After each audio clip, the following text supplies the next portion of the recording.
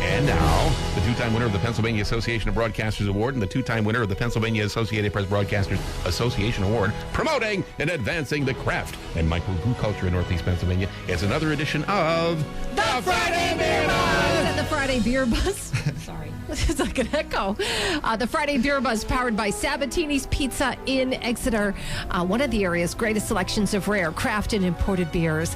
Growlers and Crowlers, a hand pump. Oh, my.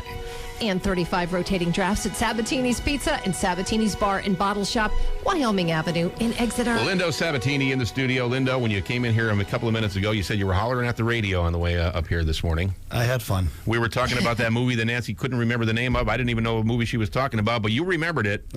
Entrapment. Entrapment. Is that at the Catherine Zeta-Jones movie? That's what we and I was said. thinking of the Tom Cruise movie, and I couldn't remember the name of that He movie. was so fixated That on was copper the first pliers. Mission Impossible. And I got to tell you, Lindo, if we had a prize, you would have won both of them for that. Unfortunately, you only get 5 bonus points today. I don't get copper pliers. You don't get copper pliers today. Bill from mybeerbuzz.com is here. Hi, Bill. Happy Friday. Happy Friday. I'm surprised, actually, that George Takei has not sued us yet. I'm not sure what that says about my impression or what it says about George He might not Takei. be that touchy about it. The guy who will sue you is the guy from the boxing ring, and you can't go anywhere near that. By the way, speaking of which, Bill knew about the copper pliers. Way to go, Yeah, Bill. yeah, non-magnetic. Because you're a computer guy. Yeah. But you wouldn't need them to steal computers. No. You would need them to replace a hard drive or Here's something. guess. My guess is that's kids who grab dad's plier, a pair of pliers out of the basement or whatever. They don't know what they have. It's not like- Yeah. Bill, where are your copper pliers? I don't own any copper pliers. The last time I actually took a computer apart, I probably didn't have gray hair, so it's a long time ago. We have a bit of news, and it's actually big news. Dogfish Head is coming out with a new beer. It's called Sea Quench Ale, Seaquench. I like the sound of it clever. already. And it's a hybrid. It's a part Kolsch, so start to put these pieces together in your Okay, head. all right. Part Berliner Weiss Oh, and part Gose. get out of here. So it is an ale made with black limes, Yeah. if you've ever heard of black No, I limes. haven't. It's like a Frankenstein beer. Black lime. And salt, like a Gose That uses sounds like salt. a band. And they're calling it a session sour. Yeah, the black lime. There they are. They're calling it a session sour, and I think it's 4.9% ABV. So now we know that Dogfish Head, they've been known to make some beers that are really just left field, right field, Yeah. all over the place. What do they do? Spin a wheel like zzz? Yeah, no, some goes in there. I think they're really, I think they're related historically, so they're doing ancient ale kind of things. Oh, okay. And I think they're very sort of food oriented. So they're looking at things that make sense in the food world that go together, and they're sort of pairing up those ingredients and Yeah. making them into food. You know, Yeah. they've made beers with lobster, and they've made beers with spit. yeah, with chicha, the spit. They have literally. Cat poop. Yeah. So, yeah, I think anything's fair game, and Yeast? No, from some... A beard. Forget it. yeah. Yeah, from a beard. That's what you were going to say. Yeah. All right. So we have 2 events we should talk about, and we'll talk about the first one is actually tomorrow, the Northeast Fair. I'll be at the Northeast Fair tomorrow from noon to 4, judging the Wyoming Valley Homebrewers competition That's at the gonna be Northeast Fair. Tough duty, Bill. And Lindo may or may not be there. I'm not sure I've twisted his arm enough. All right, Linda. I'm going to wake up. Nice. I'm going to wake up. It's a lot of fun. We will be there from noon to 4. Noon to 4 means like 10:30 to 6. 7:30 p.m. It Yeah. could be any time. So and stop by. We're actually in the fairgrounds this year. We used to be in the fire hall. We're actually Right. in the fairgrounds. We're in one of the buildings inside the fence there. So Are you an attraction this year? Like people will be able to watch you judge? Is that what's happening? Initially, we're not an attraction. By about the 3rd round of judging, Turns we're out to be. definitely an attraction. I get you. So stop in and say hi. All right. The other event, and we're actually promoting it today. I know the radio station is promoting it, and LT Verastro is promoting it. Yeah. Is the Blue Moon 21st birthday bash. We were giving away tickets for that all week. Oh, Yeah. we gave away some to, I got to find the name here, but we did contact our winner because we have people enter I by could probably text find that. message. And it's a sort of a VIP event. You can only win tickets. You can't just show up and buy tickets. So don't Right. show up and buy tickets. There were a lot of establishments giving out tickets. The station gave out tickets. And LT Verastro was nice enough to hook us up with today's beer Ooh. as well. And if that doesn't give you a clue as to what we're doing today, then nothing will. From Golden, Colorado, from the Blue Moon Brewing Company, we're doing their Belgian table Pilsner. Okay.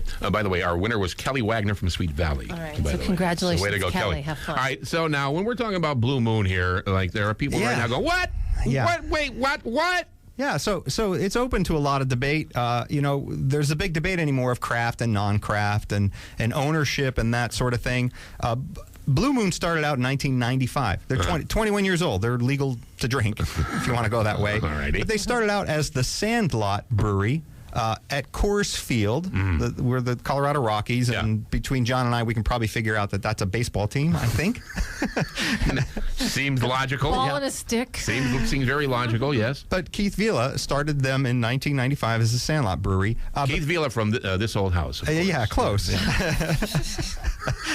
He's measuring twice and brewing once, that kind of thing.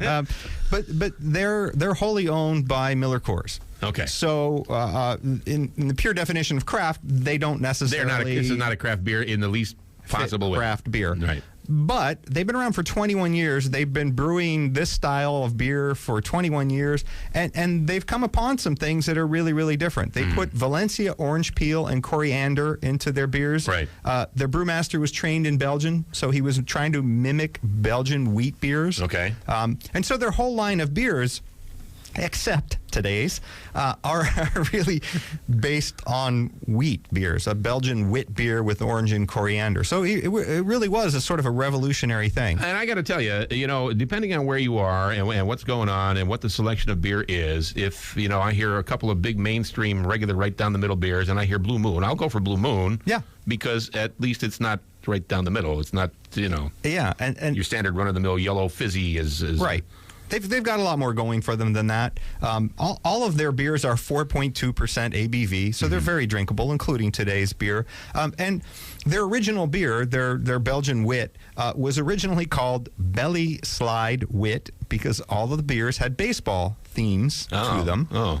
And that became Blue Moon, or what was the original Blue Moon. Now, they have now branched that out into many, That's also many a slide, different too. You could end up with never mind. They've branched that out into many other beers, including they did a pumpkin beer that was wheat-based. And that pumpkin beer was the largest nationwide sold pumpkin beer. Really? Sales-wise to date. And the beautiful thing about that is when you ordered a glass of that, it came with a pumpkin stuck on the side of the glass. And a lot of times you get an orange slice, but in that case... Yeah, and we can talk about... It's not even true. It's a slice or no slice. I mean, Lindo, when you serve a wheat beer or I don't know how many Blue Moons you're pouring, but how many people expect to see an orange slice on the side of the glass? Yeah, they do. It's like it's a garnish thing more than anything because you already have there's an orange to it anyway. Yeah, and I think it's an interesting debate. And they said Keith Vila actually went out to bars and delivered bags of oranges and even showed them how to slice the oranges to accompany the beer. And he says it highlights the orange flavor in the beer from the Valencia orange that they add, and it elevates the beer a little bit. And he said the biggest problem with doing it was when they ran out of oranges, they called him back and said, we need more oranges.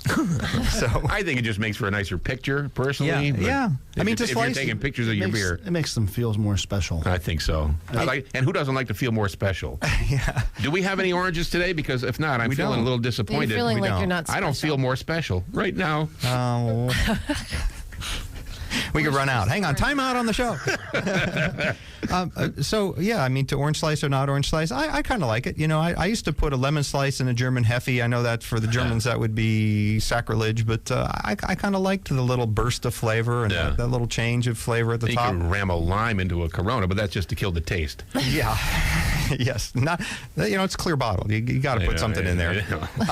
So the name Blue Moon, apparently, and I didn't know this until I did some of the research. They were doing research, building these beers, creating these beers, marketing these beers, and when they tried them, someone said the beer this good only comes along once in a blue moon. Wow! And somebody in the room went, there you go. And it's colder than the Gravedigger's behind in February. Good thing they didn't call it that. So I'll have another Gravedigger's behind, please.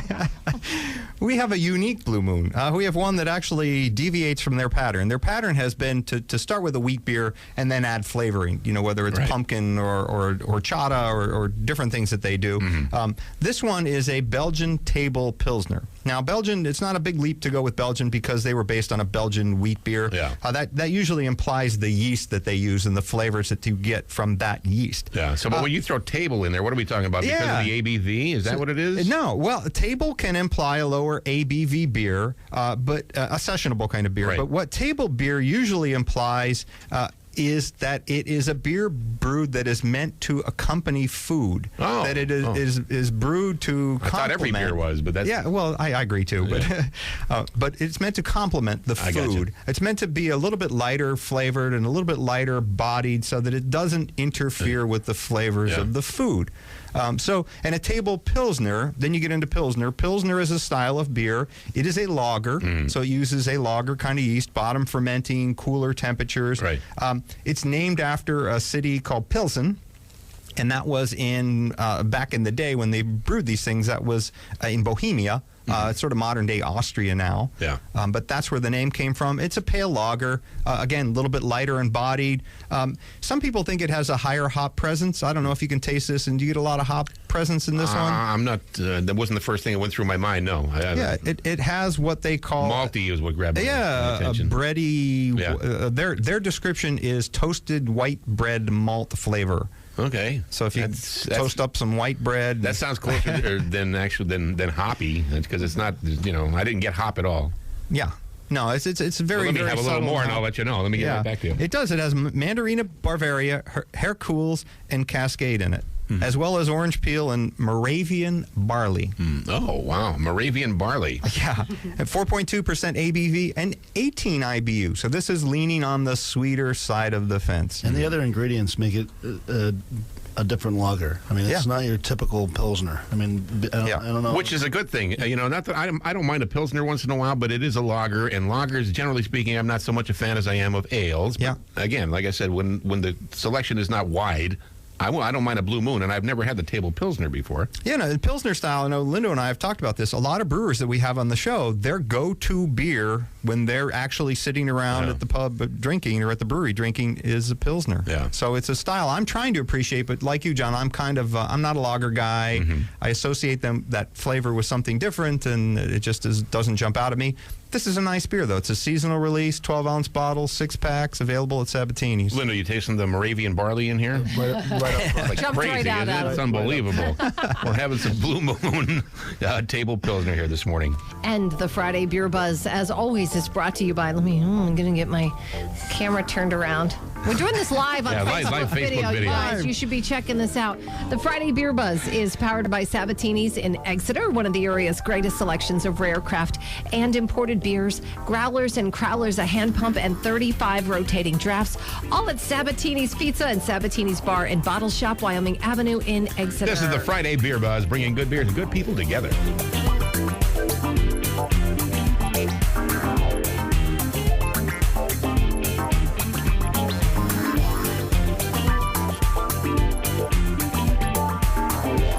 That's as close as you can come to spilling a beer without